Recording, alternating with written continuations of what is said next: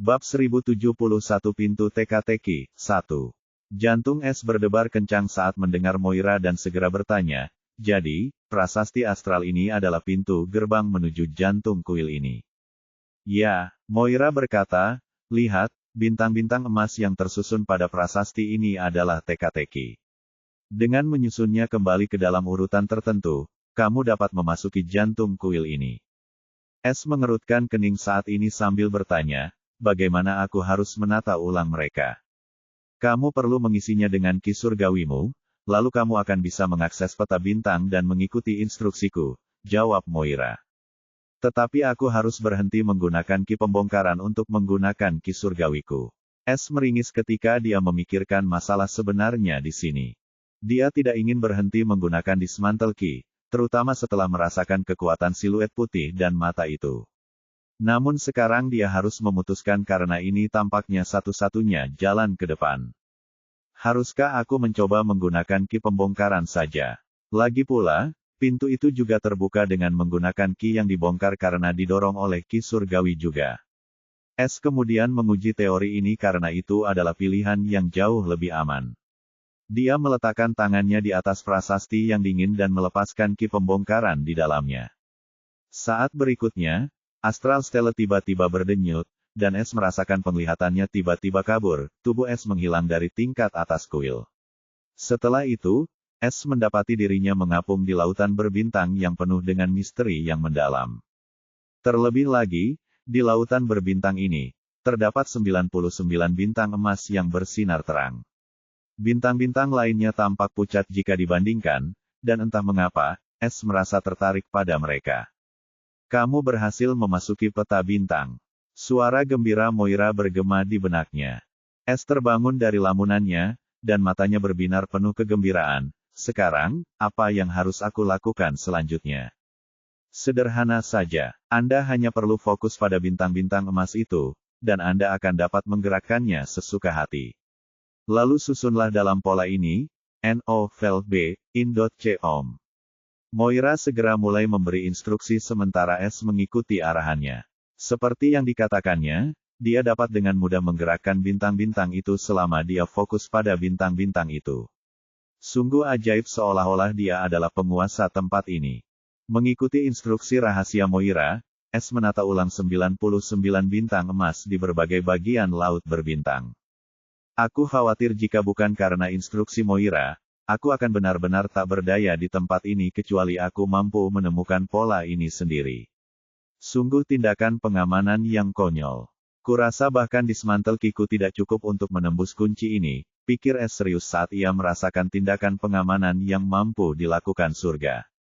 Namun, yang tidak diketahuinya adalah bahwa Astral Stele di luar sana adalah jawaban untuk teka-teki ini selama ia bisa memahaminya. Namun untuk melakukan itu, ia membutuhkan pemahaman yang mendalam tentang ruang astral, hukum ruang angkasa, dan benda-benda langit. Namun, jenis pengetahuan ini sama sekali tidak ada di dalam Mortal Sky Heaven, seolah-olah telah sengaja dihapus dari catatan sejarah. Terlebih lagi, roh harta karun kompas takdir pencuri etiril adalah kunci di sini, dan dengan menggunakannya, sistem dapat membuka jalan bagi Es, atau dia harus membuang waktu yang sangat lama di pos pemeriksaan ini sementara bahaya yang akan dihadapinya juga akan meningkat. Setelah 99 bintang emas tersusun dalam pola yang unik, yang sebenarnya tampak seperti timbangan keseimbangan, pada saat berikutnya, Es tiba-tiba merasakan aliran misterius dan kuat yang keluar dari bintang-bintang emas tersebut, dan dia mendapati dirinya menarik ke arah pusat timbangan keseimbangan ini. Setelah itu, Es menghilang dari lautan berbintang, dan ia muncul kembali di kehampaan emas. Di tengah kehampaan ini berdiri dua pintu raksasa, yang tampaknya merupakan gerbang menuju dimensi yang tidak diketahui. Satu pintu, dibuat dari obsidian yang berputar-putar yang tampaknya menyerap cahaya, berdenyut dengan cahaya merah tua. Simbol-simbol aneh yang menyerupai ular-ular yang menggeliat menghiasi permukaannya. Yang lain, diukir dari batu giok bercahaya, berkilauan dengan cahaya zamrud yang dingin. Simbol-simbol yang menyerupai galaksi yang berputar-putar menghiasi permukaannya. Es terpesona oleh dua pintu raksasa itu, terutama yang berpendar merah. Ia merasakan jantungnya berdebar kencang karena rindu dan ingin mendekatinya dengan cara apapun. Namun akal sehatnya tidak mengizinkannya, dan dia tidak berani membuka salah satu pun karena dia tidak tahu kemana arahnya. Jadi, dia tetap tenang dan bertanya kepada Moira, kemana aku harus pergi selanjutnya. Sebenarnya, ini adalah jantung kuil. Tidak ada informasi tentang bagian ini yang tercatat di dalam Astral Stella. Maaf, saya tidak tahu ada hal seperti itu di sini. Moira meminta maaf dengan malu karena dia juga terkejut. S mengernyitkan dahinya sekilas, namun ia tidak menyalahkannya. Tidak, kau membawaku ke sini saja sudah merupakan bantuan yang cukup besar. Menurutku, kau harus mengikuti takdir. Moira tiba-tiba mengisyaratkan sesuatu padanya. Mata S berkilat penuh pengertian sementara bibirnya melengkung. Lihat, kau masih membantuku. Dia kemudian dengan cepat membuka peta takdir dan melihat bahwa titik kompas berwarna emas gelap itu sekarang menunjuk ke arah sebuah pintu. Dia tidak berani lagi mengabaikannya, lagi pula, itu tidak terlihat sampai Moira menyerap Astral Stella, dan dia jelas mengisyaratkan kepadanya tentang hal ini sekarang. Namun, yang mengejutkan S, penunjuk kompas ini tidak menunjuk ke arah pintu obsidian dengan cahaya merah tua, yang membuatnya terpaksa melakukannya. Sebaliknya, penunjuk itu menunjuk ke arah pintu bercahaya dengan galaksi yang berputar-putar. Setelah memikirkannya sejenak, S memutuskan untuk mempercayai peta takdir, karena peta itu tidak pernah mengecewakannya sebelumnya, dan dia juga mempercayai penilaian Moira daripada perasaan yang tidak diketahui itu. Ia lalu mendekati pintu bercahaya itu dan merasakan tekanan yang amat dalam darinya, bagaikan sosok suci yang tak bisa didekati, yang membuat S semakin bertekad untuk mencari tahu apa yang ada di baliknya. Begitu dia berada di depan pintu, S menggunakan ki surgawi untuk menyentuhnya lagi untuk melihat apakah pintu itu akan terbuka. Saat ki pembongkaran menyentuh pintu, cahaya berbintang tiba-tiba menyelimutinya, dan suara halus yang mengesankan terdengar, aku tidak memiliki wujud, namun aku dapat mengikat beban tanpa bobot di pikiran. Aku mendambakan langit terbuka dan cahaya, namun ketakutan dapat membuatku terkunci di malam hari. Aku tidak dapat dibeli, juga tidak dapat dijual, diperoleh dengan keberanian, kisah yang tak terungkap. Meskipun bisikan mungkin menggoda dengan sangkar emas, suaraku yang paling jujur bernyanyi di panggung tanpa batas. Aku ini apa? Kamu punya waktu 90 detik untuk menjawab sebelum kamu akan dideportasi ke penjara Heavenly Void. Bab 1072 Pintu Teka-teki, 2. S terkejut ketika mendengar suara yang tenang ini, dan dia tidak dapat menahan diri untuk tidak memikirkan suara sistem itu sejenak. Namun dia tahu itu bukan sistem karena suara ini jauh lebih agung. Sistem? Apa yang sebenarnya terjadi? Tanya S karena dia sedikit panik, terutama tentang teka-teki aneh itu dan batas waktu 90 detik. Ini adalah pintu teka-teki. Selama kamu menjawab teka-tekinya, kamu akan dapat membuka pintu kenaikan. Namun jika kamu gagal, maka kamu akan diteleportasi ke penjara kekosongan surgawi, yang sama saja dengan jatuh ke dalam cengkeraman kehendak surgawi. Jawab sistem. S tidak menduga sistem akan benar-benar menjawab, tetapi sekarang sistem menjawabnya, setidaknya dia jadi tahu apa yang terjadi, dan dia tidak menyukainya sedikitpun. Namun karena ia dapat melewati pintu teka-teki ini asalkan ia menjawab teka-teki tersebut, ini berarti ia tidak sepenuhnya kacau, dan ia mempunyai kesempatan yang cukup besar. S menenangkan sarafnya dan segera meminta bantuan sistem, bisakah kamu memecahkan teka-teki ini? Setiap teka-teki akan menghabiskan biaya 100 juta TP. S mengerutkan kening. Ia pikir ini cukup mahal dan mencoba mencari jawabannya sendiri. Tetapi ia tidak punya waktu untuk memikirkannya karena ia sudah membuang waktu sekitar 10 detik. Baiklah, berikan saja jawaban sialan itu kepadaku. S menyatakan bahwa dia tidak bisa pelit dalam misi ini. Sama dengan. Teka-teki, aku tak berwujud, namun aku dapat mengikat beban tanpa bobot di pikiran. Aku mendambakan langit terbuka dan cahaya, namun ketakutan dapat mengunciku di malam hari. Aku tak dapat dibeli, juga tak dapat dijual, diperoleh dengan keberanian, kisah yang tak terungkap. Meskipun bisikan mungkin menggoda dengan sangkar emas, suaraku yang paling jujur bernyanyi di panggung tanpa batas. Aku ini apa? Jawaban, saya kebebasan. Sama dengan. Jawabannya adalah kebebasan. S dengan cepat mengirimkan suaranya ke pintu, No, Vel B, In.com. Pintu yang bercahaya itu tiba-tiba berdenyut dalam cahaya bintang, dan nyala api abu-abu menyala di atasnya. Namun, itu masih jauh dari kata selesai, karena suara statis yang sama itu terdengar lagi. Aku adalah rasa lapar yang tak pernah terpuaskan, bayangan yang tumbuh dengan setiap penaklukan yang dinantikan. Aku membisikkan janji kekuasaan dan kekuatan, namun semakin banyak yang kau konsumsi, semakin gelap malammu. Aku bisa membuat kerajaan bertekuk lutut dan mahkota jatuh, namun tidak memberikan kenyamanan, tidak ada pelipur lara sama sekali. Semakin kau mendambakanku, semakin sedikit yang akan kau lihat, sangkar berlapis emas, kau akan menjadi tawanan.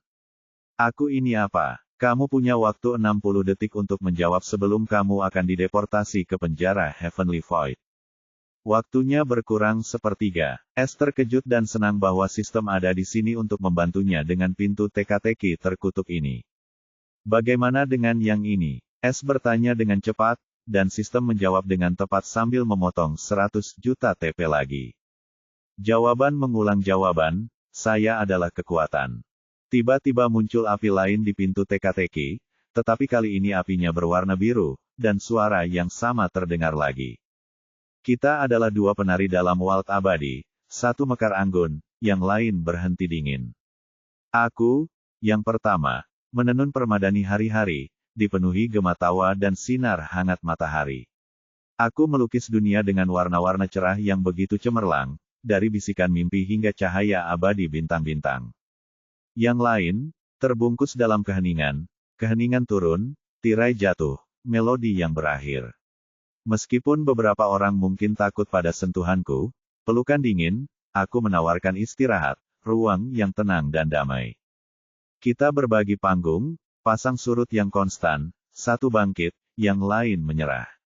Untuk awal yang tak berujung, kisah yang tak terungkap, dan akhir yang tak berujung, mawar yang dibiarkan mekar. Kita ini apa? Kamu punya waktu 30 detik untuk menjawab sebelum kamu akan dideportasi ke penjara Heavenly Void. Kesulitannya meningkat lebih jauh lagi.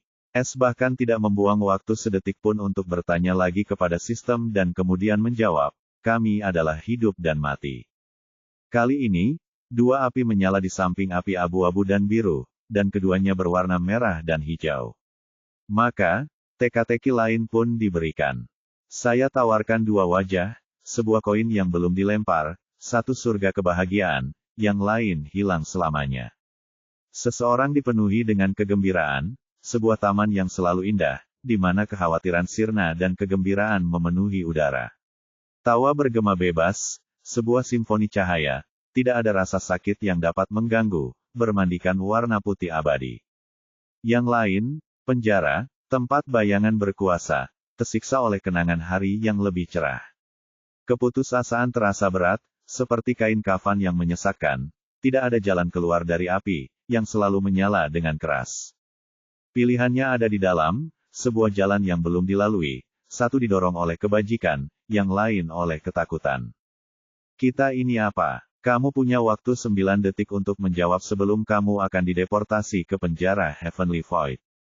Surga dan neraka, dideportasi ke penjara kekosongan surgawi. Dua nyala api lagi berwarna emas dan perak menyala pada saat berikutnya, tetapi teka-teki itu masih belum berakhir. Kita adalah dua sisi mata uang yang sama, saling terkait selamanya. Yang satu memberimu penglihatan, yang lain membuatmu buta. Aku, yang pertama, menari bersama matahari, pertunjukan yang cemerlang, mengusir bayangan, menuntunmu di jalanmu. Bunga-bunga menggapaiku, bermandikan cahaya keemasanku, kehidupan tumbuh subur di hadapanku, di mana benih mulai tumbuh. Yang kedua, aku bersembunyi, di tempat yang tak terjangkau matahari, sebuah kanvas untuk mimpi buruk, alam yang tak terucapkan. Namun di kedalamanku, bintang-bintang bersinar dan berseri, keindahan yang sunyi, mimpi surgawi. Meskipun kita tampak saling bertentangan, saling dorong dan tarik, kita adalah keseimbangan yang penting, karena yang transparan maupun yang buram penuh dengan misteri yang menunggu untuk diungkap dan diketahui, dua bagian dari keseluruhan, tempat keberadaan ditabur. Kita ini apa? Kamu punya waktu 3 detik untuk menjawab sebelum kamu akan dikutuk es hampir saat melihat waktu yang diberikan, dan sistem menjawab dengan cepat, dan dia mengulanginya hampir bersamaan, jawabannya adalah cahaya dan kegelapan. Dua api putih dan hitam lagi dinyalakan di atas pintu teka-teki, sehingga totalnya ada 8 api. Es sekarang takut pada pintu teka-teki ini karena terus-menerus mengurangi waktu hingga tingkat yang membahayakan. Dia masih menganggap teka-teki itu cukup menarik, tetapi sayang dia tidak punya waktu untuk merenungkannya dengan tenang. Pada saat ini, kedelapan api itu tiba-tiba mulai bergerak, dan segera, mereka tersusun kembali dalam sebuah trigram sebelum pintu teka-teki tiba-tiba mulai memudar di bawah ekspresi terkejut es. Tepat saat dia mendesah lega karena teka-teki sialan itu akhirnya terpecahkan, suara tanpa emosi itu terdengar lagi. Kamu adalah orang ke-6 yang menyelesaikan teka-teki paradoks kuno dan orang pertama yang menyelesaikannya sejak era awal dan akhir. Anda dihadiahi teka-teki ke-6 paradoks kuno dan puisi Paradoxical Tale yang belum lengkap. Es tercengang, dan sesaat kemudian, dia merasakan sesuatu mencoba masuk ke dalam pikirannya. Sensasi yang sama seperti yang dia rasakan setiap kali dia menerima pengetahuan dari sistem. Bab 1073 di balik pintu kenaikan. Saat pintu teka-teki menghilang, dalam pikiran es, sebuah teka-teki berdering dan terukir di dalamnya. Teka-teki paradoks ke-6, akulah hamparan luas tempat bintang-bintang berpijak, namun aku tak terikat oleh akal maupun irama. Abadi, namun cepat berlalu, aku menenun, dan aku menjalin, sebuah tarian kosmik dalam rancangan agung. Dalam diriku, semua awal dan akhir selaras, sebuah permadani yang ditenun dengan rahasia-rahasia ilahi. Aku adalah gema dari setiap lonceng kuno, sebuah teka-teki yang dibisikkan melalui kenyataan yang memikat. Apalah kita, di alam semesta ini. Teka-teki yang belum terpecahkan, dalam jalinan yang agung. Es merasakan misteri yang mendalam di balik teka-teki ini. Tiba-tiba ia merasakan sesuatu muncul di tangannya, dan ketika ia melihat dengan heran, ia menemukan sebuah tablet tembus pandang dengan kata-kata halus yang bergerak dengan bola-bola warna-warni. Terlebih lagi, es bahkan lebih terkejut ketika dia menemukan bahwa kata-kata yang terukir pada tablet tembus pandang itu adalah dalam bahasa dewa kuno, dan bunyinya. Puisi kisah paradoks tidak lengkap. Mereka membisikkan kisah-kisah, teka-teki pikiran, kebebasan, kata mereka, adalah kehidupan, harta karun yang harus ditemukan. Namun, bukankah kebebasan yang menuntun seseorang tersesat di alam liar, di mana bayangan berkuasa? Kekuasaan, mereka menggoda, mahkota surgawi berlapis emas, untuk membengkokkan dunia, di atas tahta yang terkenal. Namun kekuasaan yang tak terkendali, ramuan beracun, dapat memutarbalikkan dan merusak, janji yang hilang. Kemurnian warna putih, kata mereka, mendatangkan kegembiraan yang tak berkesudahan, sebuah mercusuar harapan, mengusir kegelapan. Namun kegelapan, kata mereka, menyimpan rahasia yang tak terungkap, keindahan yang tak terlihat, lebih berharga daripada emas murni. Kebenaran-kebenaran ini bertabrakan, sebuah paradoks yang tak terungkap, sebuah kain tenun, yang menyatukan kegelapan dan emas, kehidupan, kematian, dan kebebasan, yang selamanya terjalin, meninggalkan akal sehat, sebuah permainan untuk pikiran. Inilah tariannya, pencarian yang tak pernah berakhir, untuk menemukan inti makna, di mana hal-hal yang berlawanan muncul. Karena dalam hal yang tak diketahui, jawabannya mungkin ada, kebenaran itu tidak memakai topeng, dan hidup di mata. Es langsung merasakan aura misterius dari kata-kata itu, seolah-olah mengandung kebenaran mendalam tentang sesuatu. Tetapi dia merasa pemahamannya saat ini tidak cukup untuk memahami makna sebenarnya dari puisi kisah paradoks ini. Ini belum lengkap. Lalu bagaimana aku harus menyelesaikannya, dan apa tujuannya? Mungkinkah jawabannya terletak pada teka-teki paradoks ke-6 ini? Lebih jauh, siapakah paradoks kuno ini?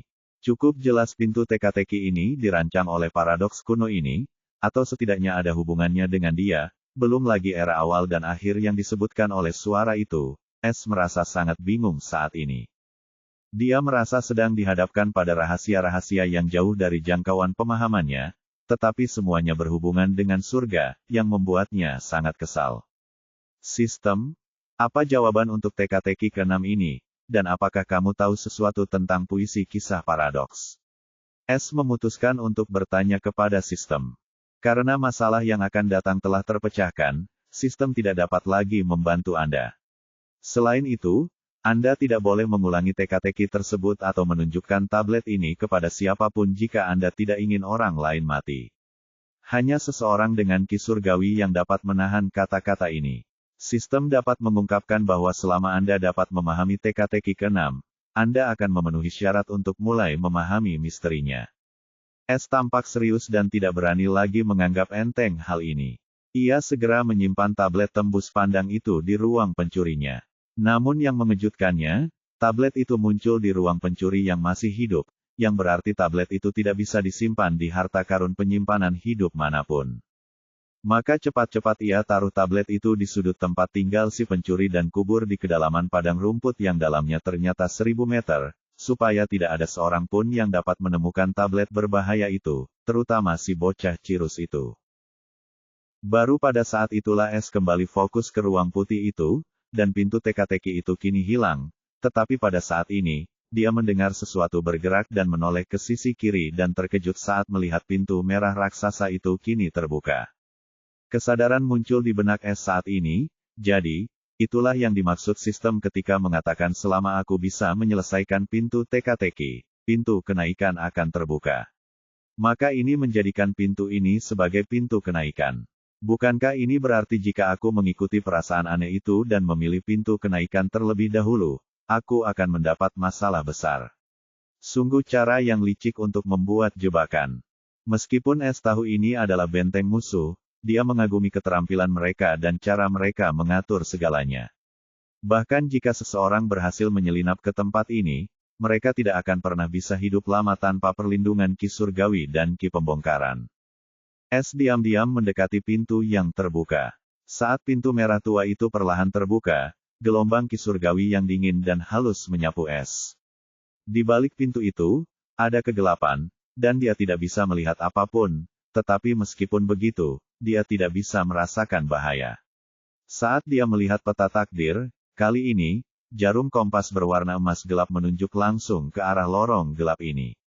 Jadi, S tidak ragu-ragu dan melangkah masuk. Tepat setelah melangkah melewati ambang pintu, pandangannya tiba-tiba berubah, dan dia mendapati dirinya berada di aula luas yang sulit dijelaskan. Langit-langitnya tampak menghilang ke dalam hamparan galaksi yang berputar-putar tanpa akhir, yang dipenuhi jutaan bintang yang berkelap-kelip. Pilar-pilar petir yang berderak, membeku dalam waktu, menahan bangunan itu tetap tinggi, ujungnya menghilang ke dalam kubah langit. Lantainya adalah hamparan obsidian yang dipoles, yang memantulkan pemandangan dunia lain di atas dalam cermin tinta. Di tengah aula berdiri sebuah altar raksasa yang diukir dari satu blok batu giok monolitik. Permukaannya halus seperti kaca, dan banyak sekali rune diukir di atasnya. Cahaya hijau halus memancar dari dalam, berdenyut seirama dengan detak jantung raksasa yang sedang tidur. Di kedua sisi altar, berdiri patung-patung raksasa. Diukir dari batu putih bulan yang tidak diketahui, patung-patung itu menggambarkan sosok malaikat dengan 6 sayap cahaya yang berkilauan. Wajah mereka, dililit sepasang sayap, tangan mereka yang terentang, telapak tangan menghadap ke atas, tampak seperti memeluk esensi surga. S tak dapat menahan diri untuk mengingat patung hitam serupa yang dilihatnya di ujian kelas tentara klan vampir. Patung itu memiliki 4 pasang sayap dan tidak memiliki aura suci seperti patung-patung malaikat itu, justru kebalikannya, kejahatan murni. Novel.b.in.com. Tetapi S tidak punya waktu untuk memperhatikan kemiripan itu karena dia melihat sesuatu yang lebih mengejutkan. Di ujung aula, sebuah singgasana tunggal yang megah berdiri di atas podium yang tinggi. Dibuat dari bahan emas putih yang tampak bersinar dalam cahaya surgawi, singgasana itu memancarkan aura kekuasaan absolut. Ukiran rumit yang menggambarkan adegan pertempuran yang tidak diketahui dan penciptaan kosmik berkelok-kelok di permukaannya. Namun, tahta itu kosong, bagaikan monumen sunyi bagi penguasa yang tak terlihat. Namun, bahkan dalam kekosongannya, tahta itu tetap memiliki kehadiran yang tak terbantahkan, seolah-olah menunggu kedatangan seseorang yang layak mengklaim kekuasaannya. S merasakan jantungnya berdebar kencang karena dia tidak dapat menahan diri untuk berpikir tentang singgasana yang memberinya otoritas pertama kegelapan saat melihat singgasana putih keemasan yang kosong itu. Bab 1074 Altar Kenaikan Primordial. Semakin S menatap singgasana yang kosong, semakin kesal perasaannya. Rasanya seperti sedang melihat sesuatu yang mengerikan saat ia membandingkannya dengan singgasana yang gelap. Namun, dia tidak punya waktu untuk menyia-nyiakan hal yang tidak berguna ini karena dia telah menemukan tempat yang dicarinya. Mengenai bagaimana dia tahu, pada peta takdir, titik kompas emas gelap sekarang menunjuk ke arah tahta yang kosong, dan bukan hanya itu, peta itu diwarnai dengan warna yang belum pernah dia lihat sebelumnya, warna ember yang berkilauan. S tahu apa yang dilambangkan oleh warna ini. Titik-titik takdir dan lokasi takdir pada peta takdir yang menunjukkan keberadaan harta karun atau lokasi yang menguntungkan bagi S dibagi menjadi 3 warna dan 3 corak warna ini, terendah perak terang, cerah, berkilauan, tertinggi emas terang, cerah, berkilauan, dan tertinggi kuning terang, cerah, berkilauan. Yang membuat tempat ini memiliki sesuatu yang harus dimiliki S, dan apa yang lebih penting daripada rahasia surga. Belum lagi sekarang setelah S melihat warna ini, dia yakin rahasia surga ini adalah sesuatu yang sangat penting, bukan karena sistemnya tetapi secara individual. Sistem? Apakah disinilah rahasia surga disembunyikan? Tetap saja, S ingin memastikan dengan suatu sistem bahwa dia berada di tempat yang tepat karena ada kemungkinan ini adalah bagian lain kuil dengan harta karun lainnya. Ya, ini adalah jantung kuil kenaikan yang berada di epicentrum langit-langit fana. Altar yang kau lihat adalah altar kenaikan primordial yang lahir bersama langit-langit fana itu sendiri, dan jika seseorang menggunakan altar itu untuk naik, peluang mereka untuk naik akan meningkat 100%, dan mereka juga akan menerima baptisan dari hukum langit-langit fana, yang membawa manfaat yang tak terbayangkan. S mengangkat alisnya dengan heran, "Oh, kau terlalu murah hati dengan memberitahuku semua informasi ini. Bagaimana kalau kau juga memberitahuku cara mencapai rahasia surga?" Sistem memberitahukan hal ini kepadamu karena hanya dengan menggunakan altar kenaikan primordial ini, tuan rumah dapat naik tanpa terbunuh oleh hukuman surgawi terakhir, karena hukuman surgawi terakhir sangat berbeda dari hukuman-hukuman surgawi sebelumnya. Jika kau berhasil menemukan dan mencuri rahasia surgawi, kau harus menginjak altar kenaikan primordial ini sebelum dibunuh oleh Kaisar Surgawi Fana yang didukung oleh kehendak surgawi langit Fana yang murka. S langsung meringis. Sistem telah memperingatkannya tentang hal ini saat misi ini dimulai, dan sekarang dia sudah begitu dekat dengan tujuannya, dia merasakan tekanan. Dia hampir lupa bahwa bahaya sebenarnya adalah keluar dari sana hidup-hidup setelah mencuri rahasia surga. Dia juga menyadari suatu hal yang aneh ketika dia bertanya dengan cemberut, "Kamu baru saja mengatakan aku memerlukan altar kenaikan perdana ini untuk naik, jangan bilang dari awal aku tidak akan bisa naik tanpa altar ini." Benar, tebakan tuan rumah benar. Sebagai seseorang dengan ki primordial, Anda memerlukan altar kenaikan yang sesuai, yaitu altar kenaikan primordial, untuk membuka jalur kenaikan Anda. Tanpa itu, kau harus menghancurkan cakrawala surgawi, batas ruang surgawi, dan karena kau adalah penentang surga purba, hukuman surgawi akan berubah menjadi eksekusi, yang berarti surga tidak akan lagi terkekang untuk membunuhmu dan akan dapat menggunakan kekuatan penuhnya. Kau dapat memikirkan hukuman surgawimu sebelumnya, setitik debu di depan yang ini. Itulah mengapa kamu membutuhkan altar kenaikan primordial ini untuk mencegah hal itu terjadi. S merasakan hawa dingin menjalar di tulang belakangnya setelah mendengar pernyataan baru yang mengerikan ini, dan dia bisa tahu bahwa suara ini tidak lagi tanpa emosi. Dia bertanya dengan gelisah, "Primordial Heaven Devir. Mengapa aku baru di sini untuk membicarakan hal ini sekarang, dan apa bedanya dengan Heaven Devir yang ku ketahui?" Primordial Heaven Devir adalah istilah lain untuk Heaven Stellar, dan lebih dikenal di kalangan makhluk tinggi, untuk menyembunyikan kebenaran tentang Heaven Stellar. Kau akan mengerti pada waktunya, tuan rumah. Novel B. Jen.com S tidak punya firasat baik tentang hal ini dan memutuskan untuk fokus pada tugasnya karena memikirkan misteri-misteri sialan ini hanya akan mengganggunya. Bahkan jika dia adalah penentang surga primordial, ini mengubah fakta bahwa dia adalah musuh surga, jadi memikirkan hal-hal ini tidak akan ada gunanya baginya. Dia hanya perlu terus berjalan di jalan ini. Bagaimana dengan toron kosong itu? Mengapa aku merasakan permusuhan ini? S menanyakan pertanyaan terakhir yang membuatnya penasaran. Namun, kali ini, sistem tidak membalas dan kembali diam seolah-olah sudah mengatakan apa yang perlu dikatakan, dan sekarang S sendirian. Dia mendesah bingung tetapi tidak menyerah lebih lama lagi. Setelah memperoleh informasi baru itu, S segera melakukan sedikit penyesuaian pada rencananya dan dia akhirnya bergerak menuju singgasana yang kosong. Saat S mendekat, perasaan aneh baru muncul dalam dirinya. Dia tidak bisa menghilangkan sensasi bahwa ada sesuatu yang lebih di tempat ini. Pandangannya beralih ke dasar singgasana, di mana garis bayangan sempit memisahkannya dari lantai yang dipoles. Cahaya redup tampak memancar dari celah itu, dan dia berpikir, dengan mata berbinar, aneh sekali. Sepertinya ada sesuatu yang tersembunyi di sini. Betapapun penasarannya dia, rasa waspada menahannya. Tempat ini menyimpan kekuatan yang tak pernah dia temui sebelumnya, dan mengganggu ketenangannya dapat menimbulkan konsekuensi yang tak terduga, yang ingin dia hindari dengan cara apapun. Sebelum dia menyadari celah itu, S memutuskan untuk mengamati takhta itu dari setiap sudut.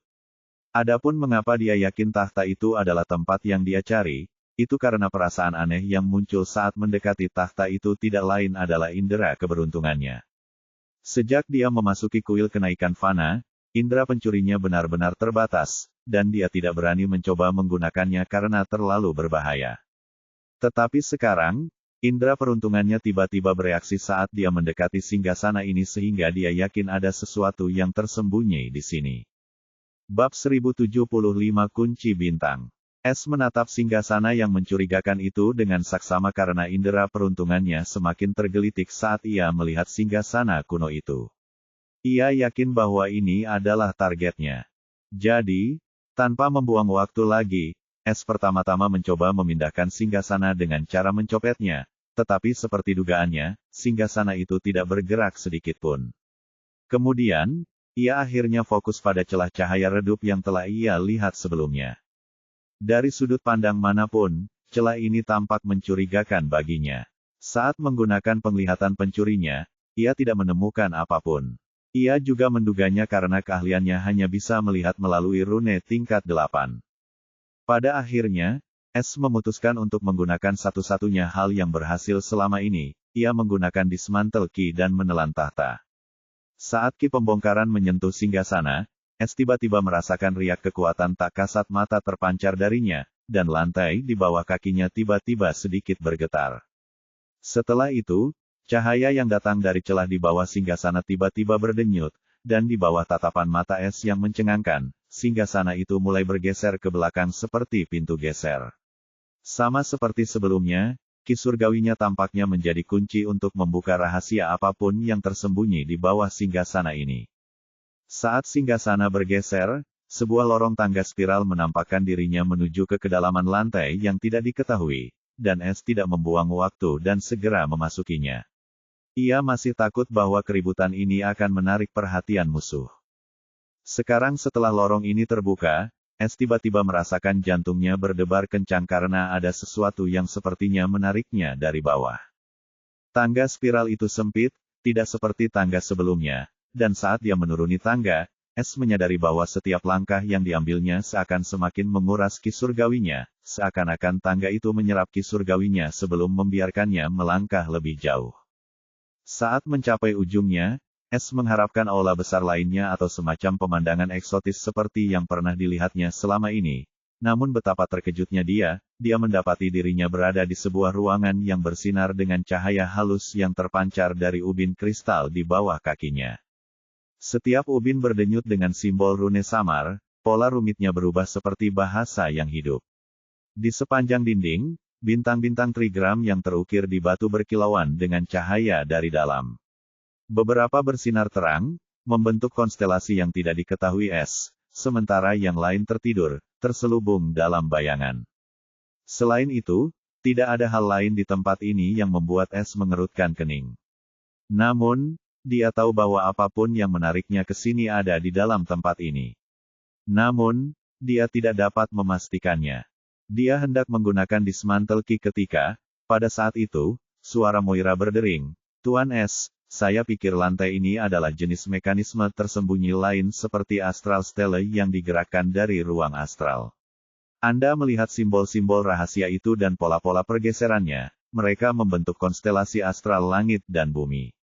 Dalam memoir yang saya terima, ada gembok aneh yang disebut gembok bintang. Gembok ini menggunakan konstelasi astral sebagai kuncinya dan hukum ruang dan waktu sebagai fondasinya. Gembok ini sangat rumit tetapi juga sangat aman. Anda lihat, Starlock ini tidak memiliki kunci karena gembok itu sendiri adalah kuncinya. Hanya dengan mengatur konstelasi astral dalam pola kunci, Anda dapat membuka gemboknya. Lebih jauh lagi, barang-barang yang disimpan di dalam Starlock sepenuhnya terhubung dengan gembok itu sendiri. Jika ada yang mencoba menghancurkannya, benda-benda di dalamnya akan hancur atau dipindahkan ke tempat lain. Aku memberitahumu ini karena menurutku jika kau mencoba membongkarnya, apapun yang terkunci di dalamnya mungkin akan hilang selamanya jika ini adalah Starlock, dan aku 80% yakin itu benar. Es terkejut ketika mendengar tentang Starlock yang tidak masuk akal ini. Dia juga terkejut karena Moira mengetahuinya. Hal ini membuatnya cukup penasaran tentang pengetahuan apa yang dia dapatkan dari Astral Stella. Namun, ia tidak punya kemewahan untuk mengalihkan perhatiannya ke tempat lain. Ia bertanya dengan muram, "Bukankah ini berarti bahwa tanpa pola kunci ini, aku tidak bisa melakukan apapun?" Tiba-tiba matanya berbinar saat dia memikirkan sesuatu, bagaimana jika aku bisa menghapus mekanisme kunci tanpa membongkarnya? Saya tidak mengerti, tanya Moira bingung. Maksud saya adalah saya telah menguasai teknik Lock Eraser King, yang dapat menghapus kunci apapun. Sebenarnya, teknik Lock Eraser King menghapus mekanisme yang memerlukan kunci untuk membukanya. Sederhananya, teknik ini menghapus komponen dalam kunci yang memerlukan kunci untuk membukanya dan menjadikannya kunci tanpa kunci. Jadi, jika sebuah gembok memerlukan kunci sebelum dapat dibuka setelah menggunakan teknik ini, gembok tersebut tidak akan lagi memerlukan kunci apapun untuk membukanya. Inilah inti sebenarnya dari Lock Eraser King. Namun, saya jarang menggunakannya karena perubahan ini tidak dapat dibatalkan. Namun, saya tidak peduli tentang hal itu di sini. Bagaimana menurutmu? Apakah membuat Starlock ini menjadi kunci tanpa kunci akan berhasil? Es bertanya pada Moira karena ini sangat penting. Lagi pula, jika dia melakukan kesalahan, dia tidak akan punya tempat untuk menangis.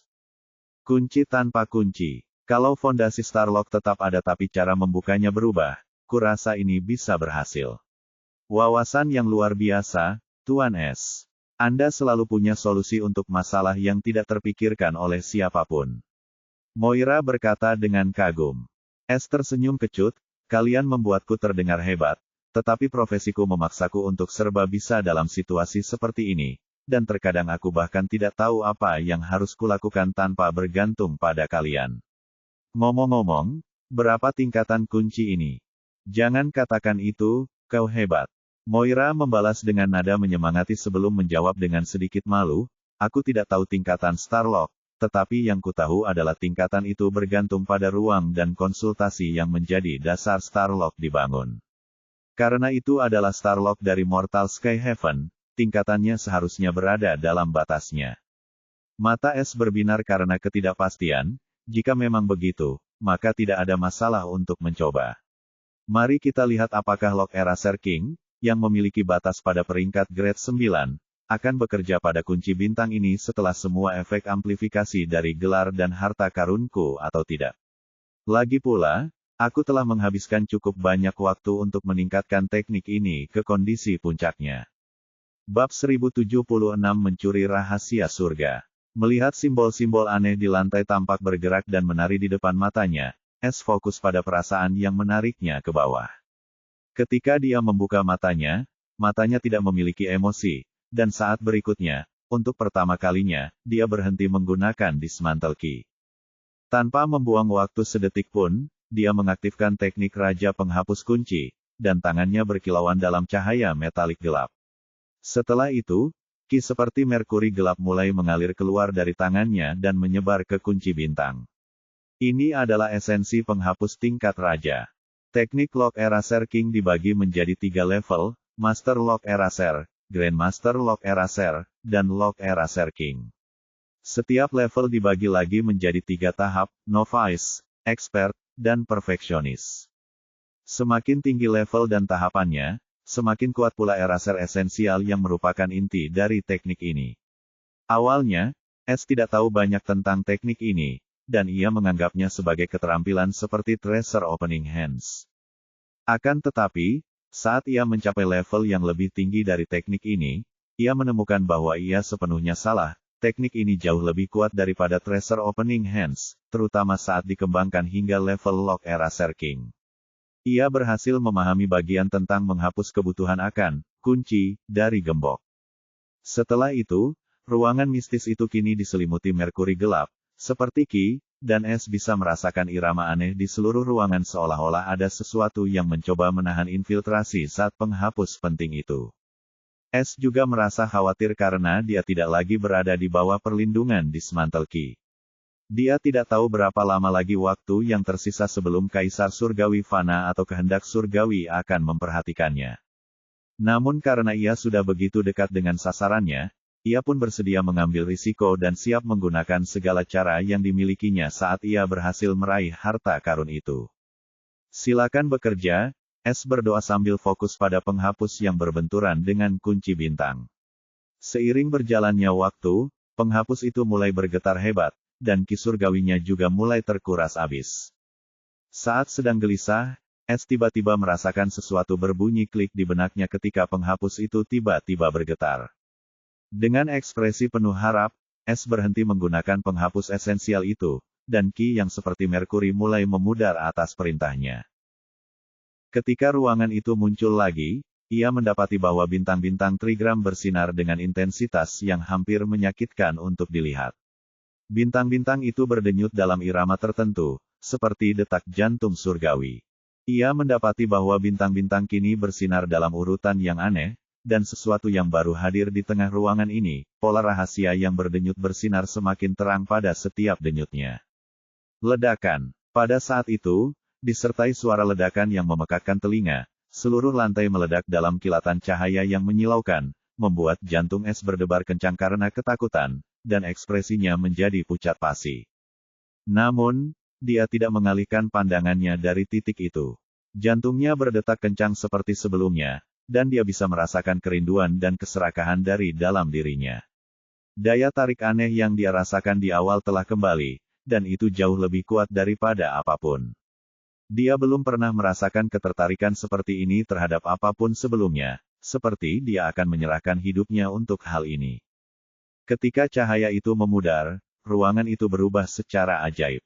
Di tempatnya berdiri pusaran energi yang berputar-putar, memancarkan aura kekuatan yang luar biasa.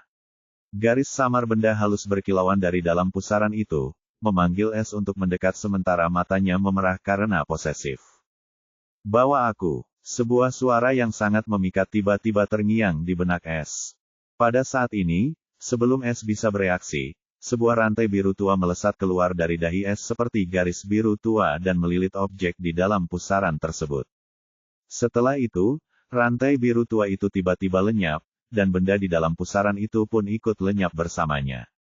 Suara sistem berdering pada saat ini, membangunkannya dari keadaan pikirannya yang aneh. Sama dengan. Syarat rahasia surga, klaim rahasia surga yang tersembunyi di jantung kuil kenaikan langit Fana telah selesai. Peringatan, Anda punya waktu 10 detik sebelum kehendak surgawi dan Kaisar Fana surgawi tiba. Silakan melangkah ke altar kenaikan primordial sebelum mereka mengunci Anda. Catatan, sistem telah memulai proses penyerapan Dark Elemental Orb. Sama dengan.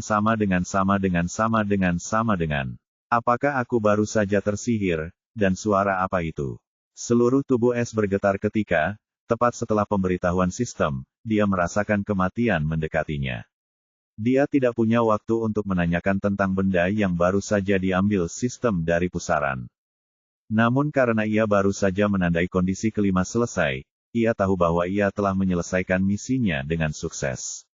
Sekarang, rahasia surga ada di dalam sistem, dan ia akan segera mengetahuinya setelah ia keluar dari kekacauan ini. Mata S berkilat tajam, dan tanpa ragu-ragu, pada saat berikutnya, jimat surgawi batas, pelarian besar muncul di antara jari-jarinya, dan dia mengaktifkannya tanpa ragu-ragu, sambil mengingat lokasi altar kenaikan primordial.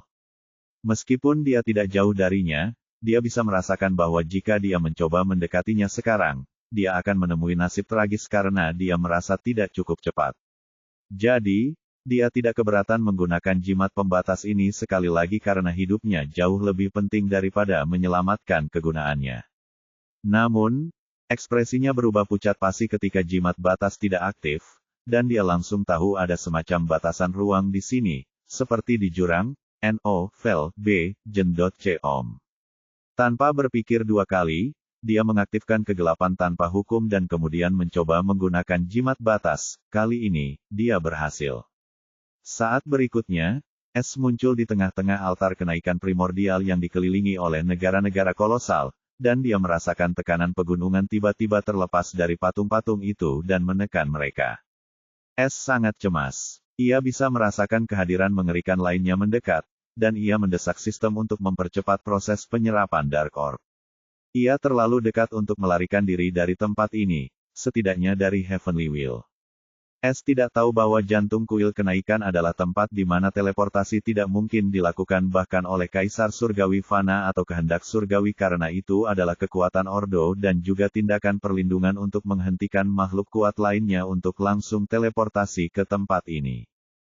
Hanya seseorang dengan kekuatan suatu Ordo yang dapat melawan kekuatan Ordo ini yang dapat menerobos batasan ini, dan kebetulan Es memiliki kegelapan tanpa hukum, penangkal yang sempurna untuk itu. Pada saat ini, altar di bawah kaki Es tiba-tiba bergetar, dan runenya yang berdenyut menyala, menciptakan aura misterius yang menyebar ke seluruh kuil.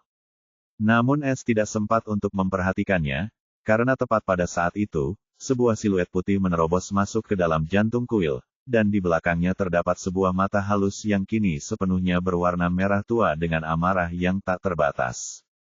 Bab 1077 Hukuman Surgawi ke-8. Berdiri di tengah altar, Es merasakan beban penuh dari kekuatan yang tak terlihat. Beban yang menindas jatuh di dadanya, menekan udara dari paru-parunya. Saat dia menatap mata merah itu, kekuatan yang dipancarkannya sungguh tak terduga, dan untuk beberapa alasan, dia merasa jijik dengan kehadirannya dan kebencian yang mendalam. Mata itu pastilah kehendak surgawi atau proyeksinya.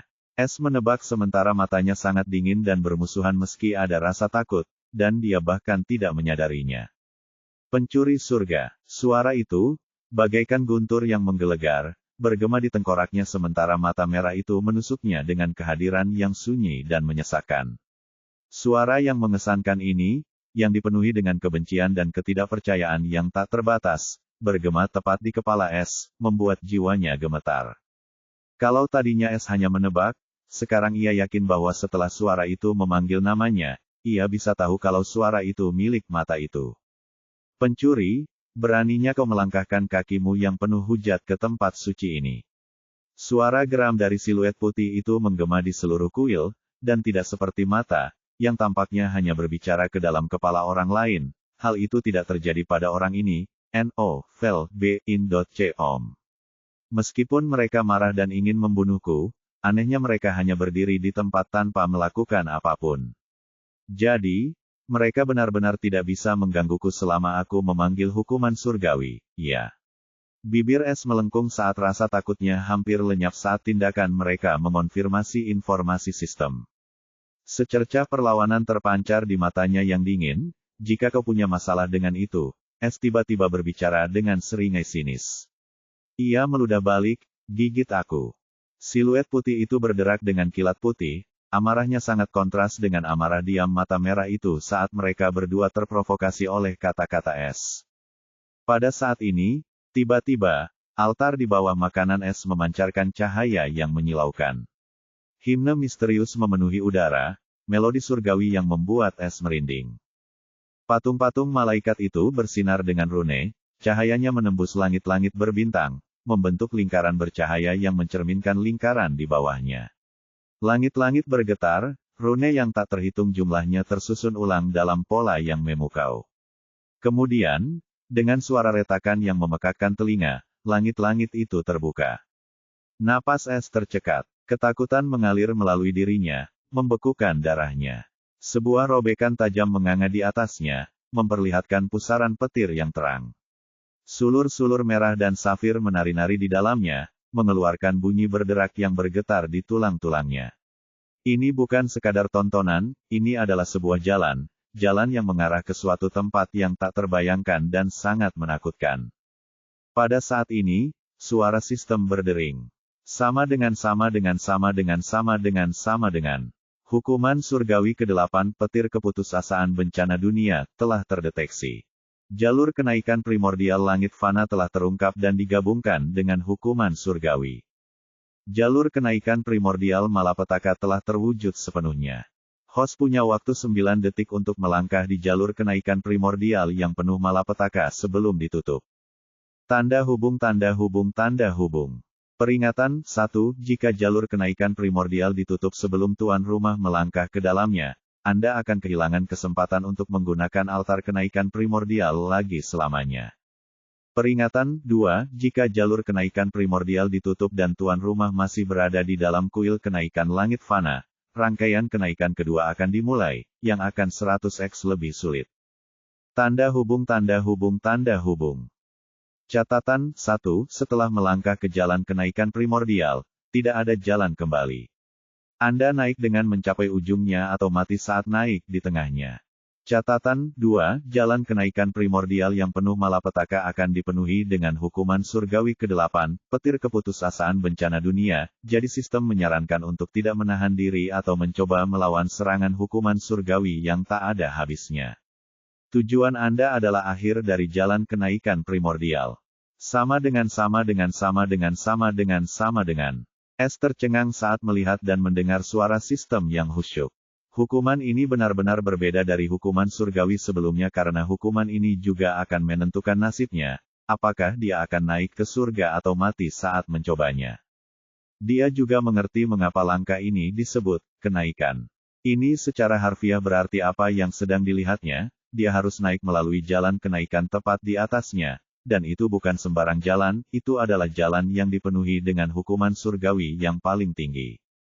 Terlebih lagi, dia harus bergegas, atau jika dia melewatkan 9 menit ini. Jendela kedua, dia akan mendapat masalah karena sistem telah memperingatkannya tentang konsekuensi naik tanpa altar kenaikan primordial ini.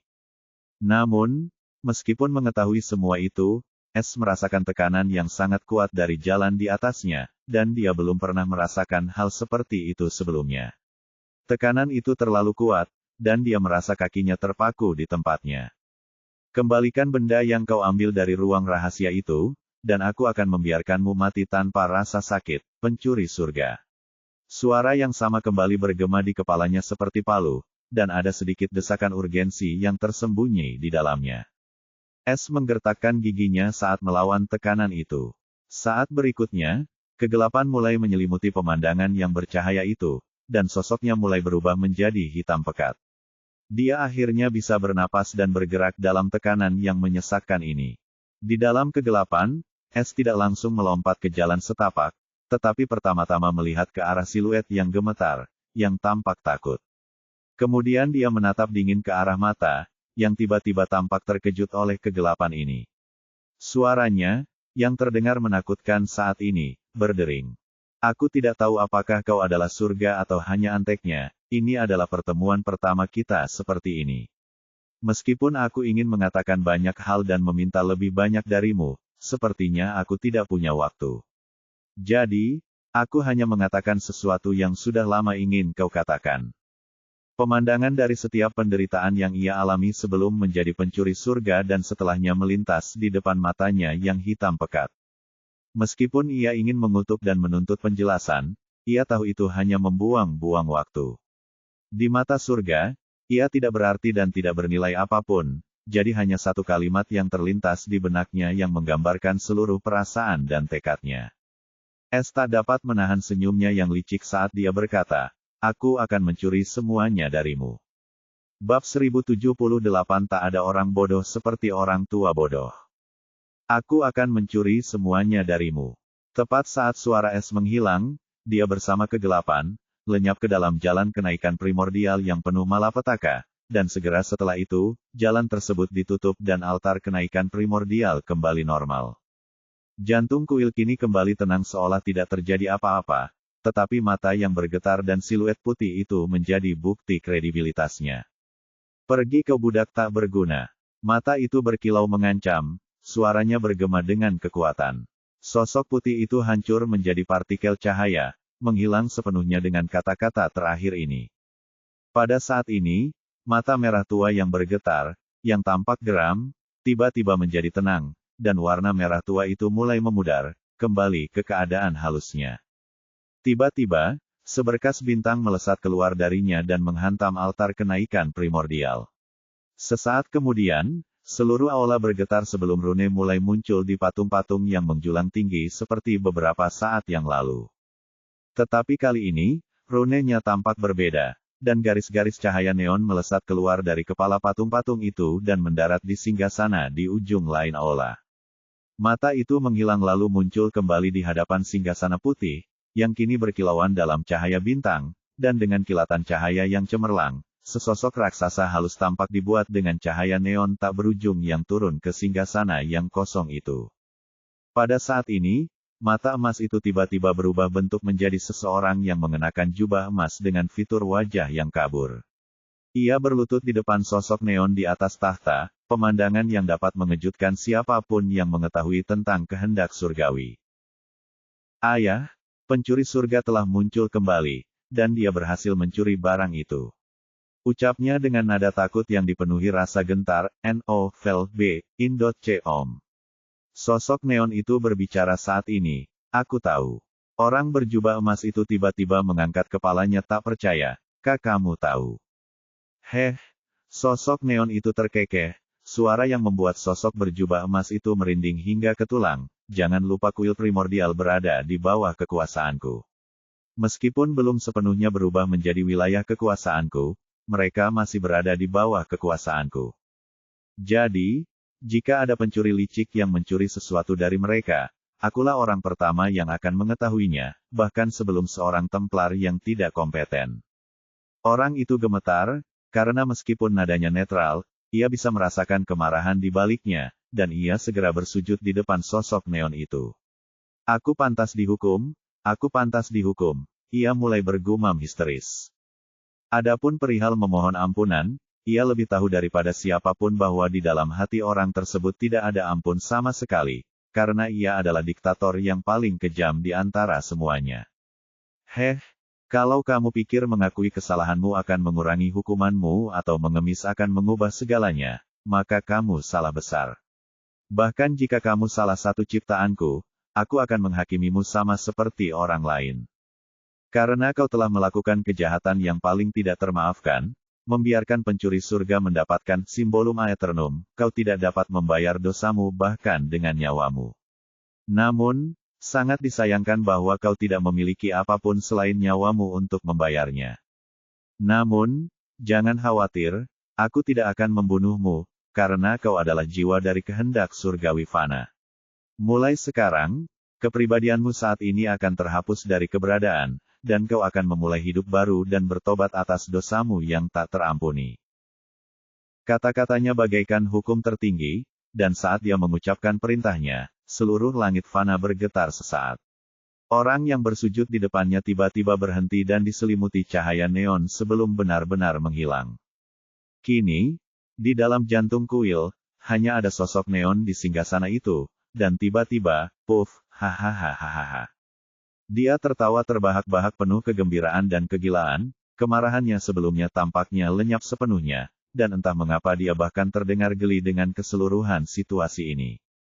Setelah beberapa saat, dia berhenti tertawa dan bergumam riang, "Bagus sekali, antagonisku. Tepat saat kupikir kau kehabisan trik, kau selalu mengeluarkan sesuatu yang menyegarkan.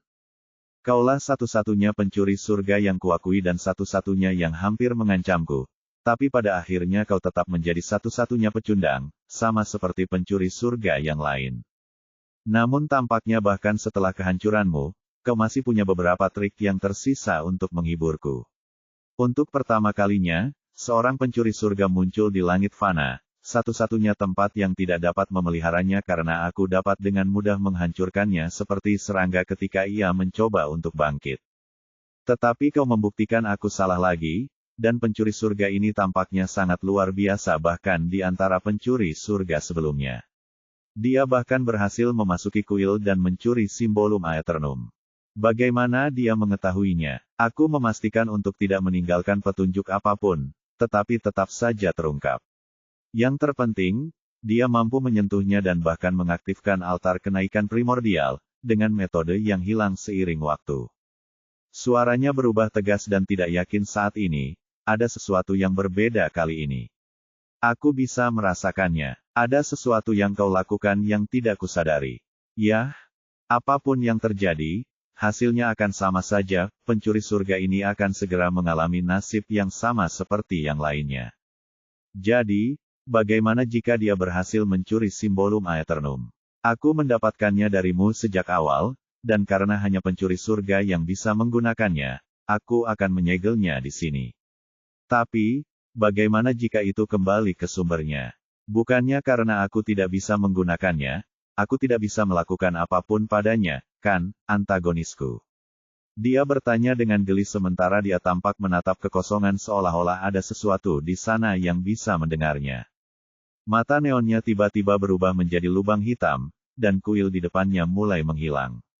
Dia mengintip ke kedalaman ruang yang tidak dikenal, dan ada sesuatu yang luar biasa di ruang itu. Di dalam benda itu, ia menatap sudut gelap tempat seseorang terbungkus dalam kepompong rantai putih, dan rambutnya yang panjang dan berwarna hitam pekat menutupi wajahnya. Tiba-tiba, orang yang dirantai ini sepertinya merasakan sesuatu mengangkat kepalanya, dan mata hitam pekatnya tiba-tiba bersinar seperti jurang. Sebuah suara melengking terdengar yang sepertinya telah terdiam selama ribuan tahun saat ini.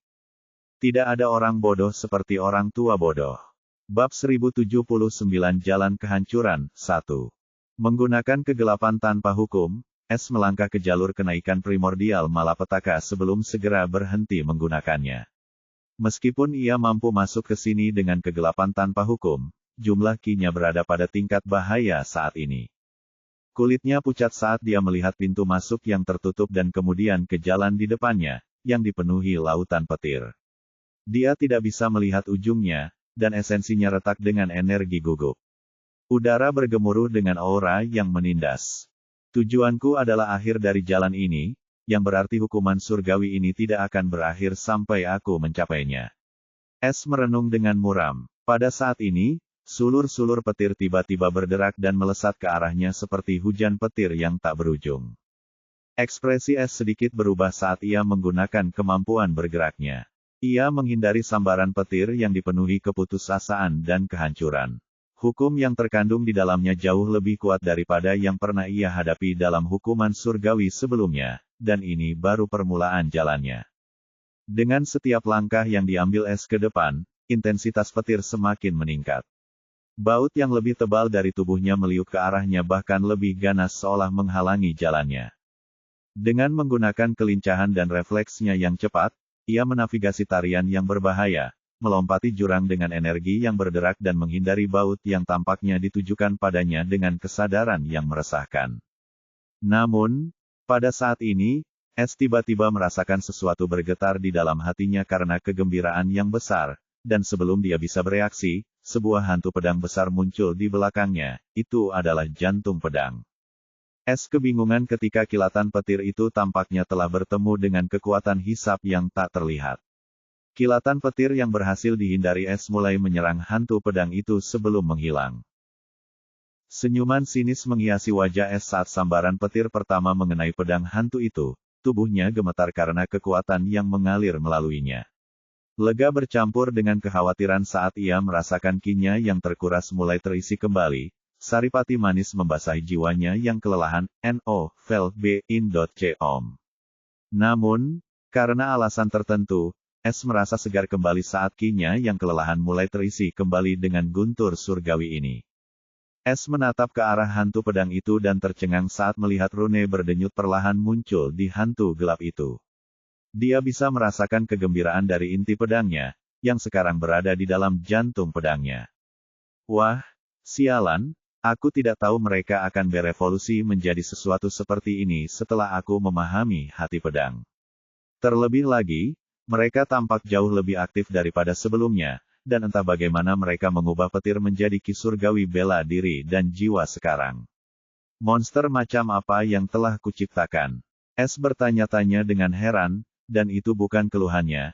Jika ada, dia merasa gembira karena ini akan membuat perjalanannya lebih mudah. Sekarang kinya terisi kembali dengan petir surgawi, Es juga membiarkan beberapa anak panah mengenai tubuhnya untuk melihat apa yang terjadi. Saat anak panah itu menyentuh tubuhnya, mata Es membelalak, dan dia mengerang kesakitan. Ide yang buruk. Es dengan cepat menghindari sambaran petir lainnya dan menahan sambaran petir yang sangat menyakitkan di tubuhnya, seperti yang diingatnya. Jadi hanya baut yang masuk ke jantung pedang yang bisa berubah menjadi ki surgawi, iya. Jika aku melakukan ini dengan cara lama, aku akan celaka. Aku tidak bisa membiarkan petir ini menyentuh tubuhku.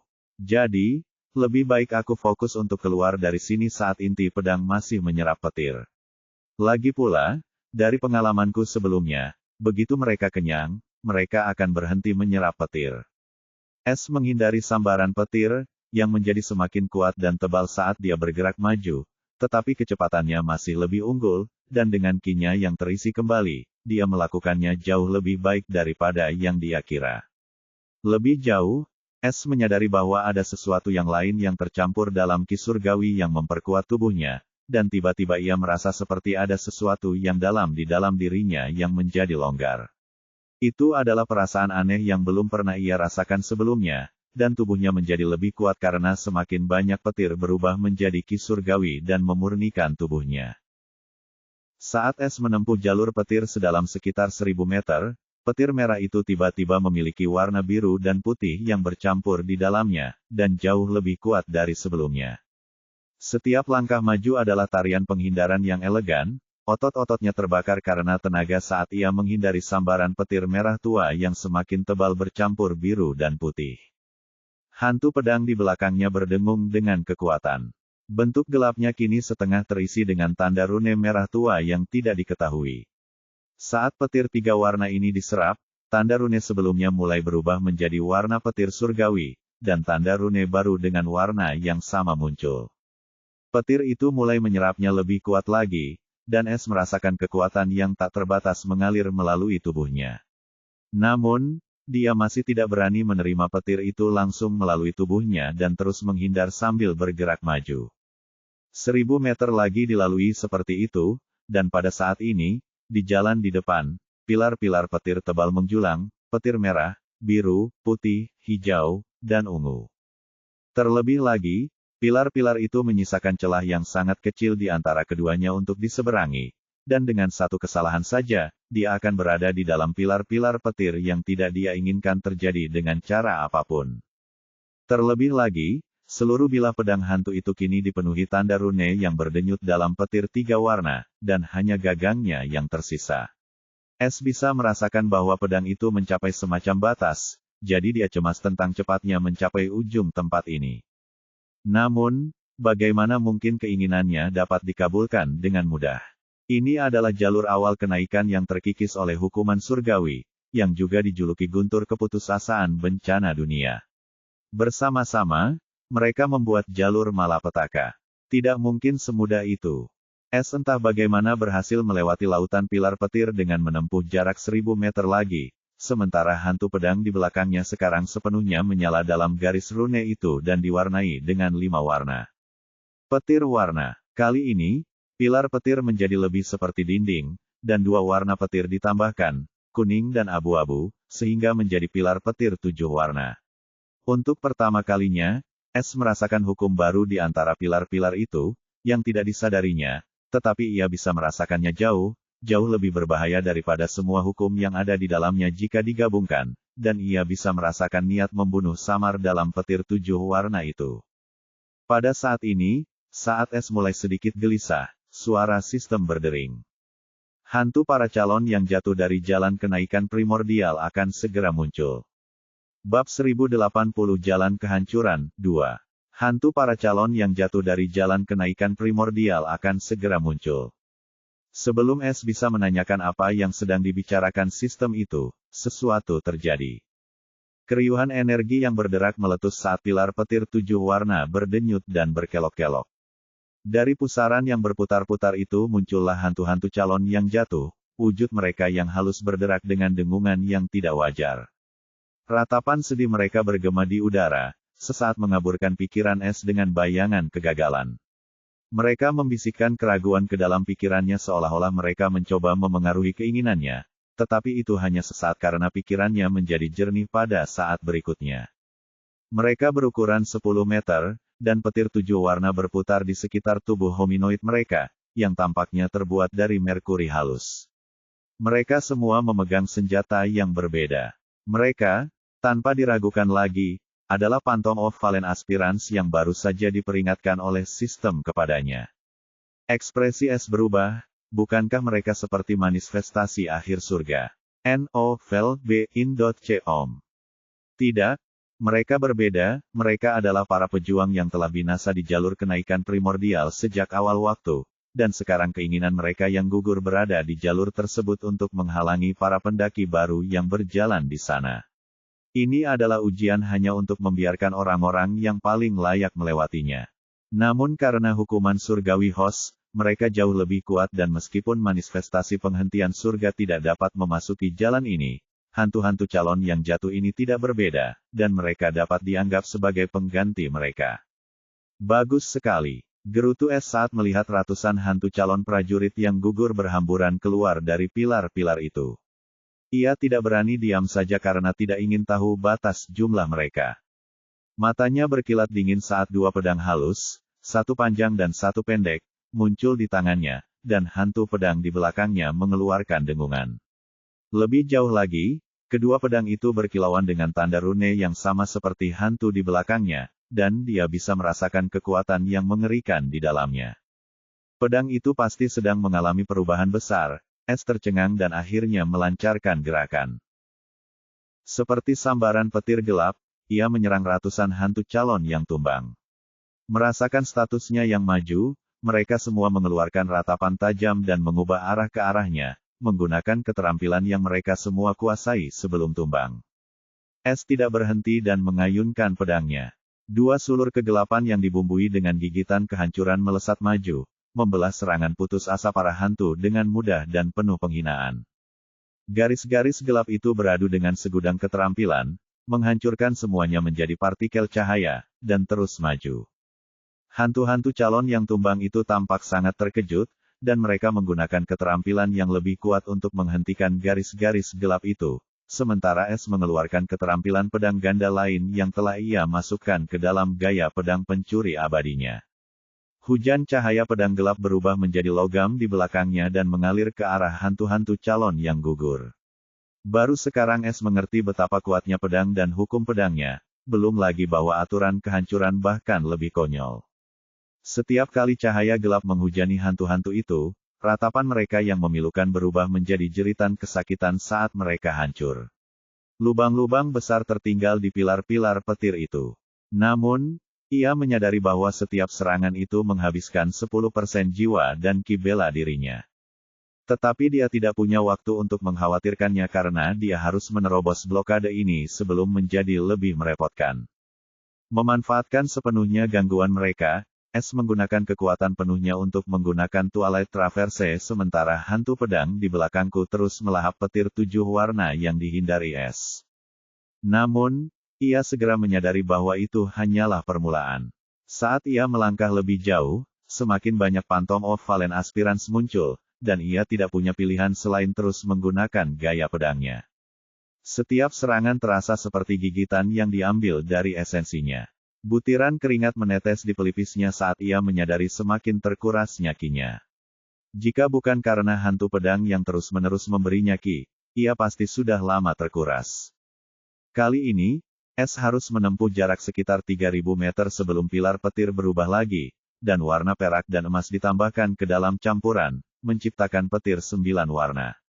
Lebih jauh lagi, fragmen-fragmen kitab suci surgawi, yang bersinar dengan cahaya halus, kini tersebar di sepanjang jalan di depan. Fragmen-fragmen ini memberikan kesan sisa-sisa para pencari ilmu di masa lalu dan berisi pengetahuan dan wawasan yang samar.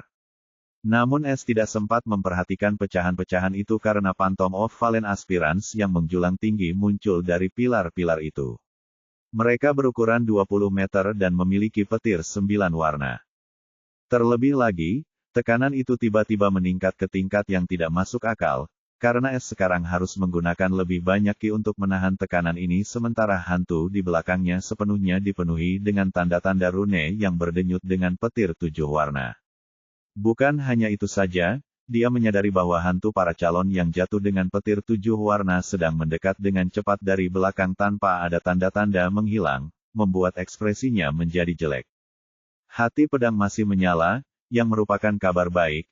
Jadi aku aman menggunakannya sekarang karena hantu-hantu itu jauh lebih kuat, dan menggunakan gerakan normal akan membuatku membuang-buang kiku. Matanya berubah dingin mematikan saat dia menggerakkan pedangnya, dan pada saat berikutnya, simbol pedang gelap tiba-tiba muncul di gelabelanya. Pedang pemecah surga, pedang hati fana. Simbol pedang gelap menyala di dahinya, mengguncang ruang di sekitarnya dengan hebat. Ki mengalir deras melalui tubuhnya, mengikuti pola aneh yang beresonansi dengan kekuatan pedangnya yang baru ditemukan. Dengan raungan terakhir, S menebaskan bilah pedangnya, meninggalkan jejak bayangan. Desir, cahaya menyilaukan keluar dari pedangnya, untuk sementara waktu mengusir petir yang kacau itu. Di dalam cahaya itu, sebuah rune tunggal berkedip, itu adalah rune dari Mortal Heart miliknya. Pedang itu berdenyut dengan cahaya halus, dipenuhi dengan semua perlawanan, tekad, dan semangatnya yang tak tergoyahkan, inilah hakikat sebenarnya dari teknik rahasia pedang pemecah surga. Lalu, dengan suara ledakan yang memekakkan telinga, rune itu hancur berkeping-keping, menghujani jalan dengan badai tekad murni. Petir itu menyambar hantu-hantu, ratapan mereka yang memilukan terpotong oleh keheningan yang mengerikan. Bahkan hantu-hantu dengan petir 9 warna, yang diberdayakan oleh hukuman surgawi, pun musnah total. Serangan itu kemudian menghantam pilar petir. Alih-alih hanya membelahnya, serangan itu mengukir mulut menganga di pusaran listrik yang berputar-putar. Udara berderak karena efeknya, sebuah bukti kekuatan dahsyat yang dilepaskan. Namun, ini harus dibayar dengan harga yang mahal. S tersandung, pandangannya kabur. Tubuhnya gemetar karena kelelahan, rasa sakit yang mendalam bergema di lubuk hatinya. Dia merasa seolah-olah kekuatan hidupnya telah padam sesaat. Namun, meskipun kelelahan yang amat sangat, secercah kemenangan tampak di matanya. Sistem, lepaskan semua EXP dan SP yang telah aku simpan, dan ubah juga batu ki dan kristal jiwa yang tersisa serta material yang cukup di ruang pencuriku menjadi EXP dan SP sampai aku pulih sepenuhnya. S mengeluarkan perintah, menggunakan upaya terakhirnya, sebelum menyeret tubuhnya yang terkuras ke depan.